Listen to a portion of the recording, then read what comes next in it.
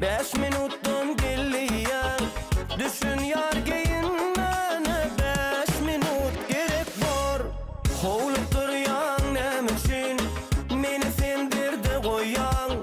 Öğlenir mi imene 5 minut gerek var. Uluğumdur hovluyumda sen yanına bar yarın.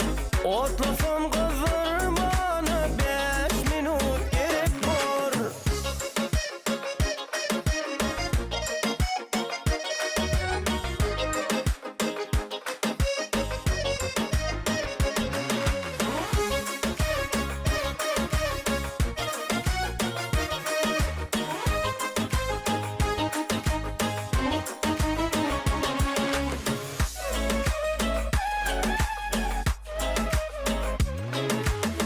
Barıp olmaz bir demde özün bilyen aradaş.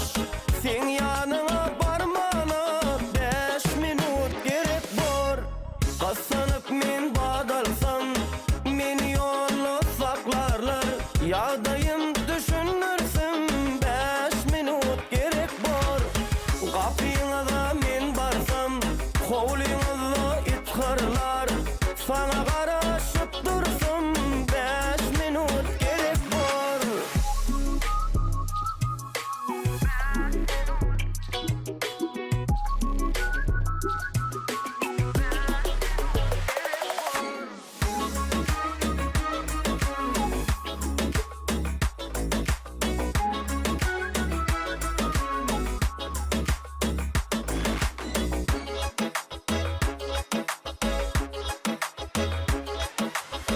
Düşünmem